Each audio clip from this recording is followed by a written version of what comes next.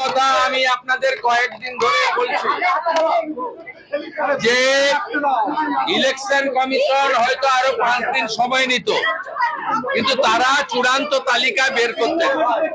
Mamata Banerjee supreme কোর্টে ছুটে গেছিলেন। কালকের তালিকায় যাদের নাম থাকবে না তাদের জন্য দায়ী হচ্ছেন মমতা ব্যানার্জি। কেউ আইন হাতে তুলে নেবেন না। যারা প্রকৃত ভারতীয় তারা নিশ্চিতভাবে ভোটার তালিকায় তাদের নাম থাকবে, তাদের কোনো সমস্যা হবে না। যে জটিলতা বা সমস্যা তৈরি হয়েছে বা করেছে এর জন্য দায়ী রাজ্যের মুখ্যমন্ত্রী মমতা বন্দ্যোপাধ্যায়। তিনি সুপ্রিম কোর্টে গিয়ে এই অসংখ্য ভোটার লিস্ট বের করানোর ব্যবস্থা করে দিয়েছেন। কালকে চূড়ান্ত লিস্ট, এরপরে 294টা বিধানসভা কেন্দ্রে 294টা সাপ্লিমেন্ট লিস্ট বেরোবে, এবং কখন বেরোবে কি বেরোবে তো আমি বলতে পারবো না, জুডিশিয়াল অফিসাররা বলতে পারবে। মুখ্যমন্ত্রী অনেকবারই এই কথা বলেছেন, থালা বাটি ঘটি নিয়ে আক্রমণ করো।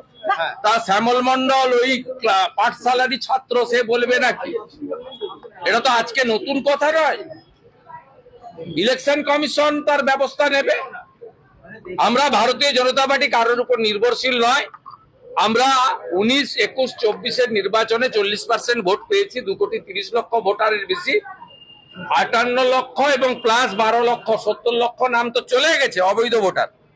বাকিটা ঝাড়াই বাছাই হবে।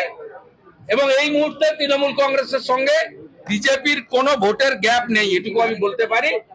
কালকে চূড়ান্ত ভোটার তালিকা প্রকাশের প্রাককালে এতদিন ভুয়া ভোটার, মৃত ভোটার, ডবল এন্ট্রি ভোটার সব তৃণমূল মারতো। বিকেল বেলা ক্যামেরা বন্ধ করে তারা মারতো।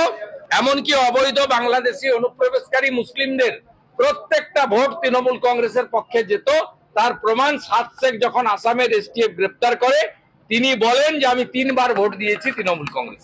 মমতা বন্দ্যোপাধ্যায় ভবানীপুরে দাঁড়াবে না, সম্ভবত দাঁড়াবেন না বলে শোনা যাচ্ছে। দাঁড়াবে না মানে 44,000 তো আগেই গেছে। আমি যা খবর পাচ্ছি আগামীকাল বিতর্কিত ভোটারও 14,514।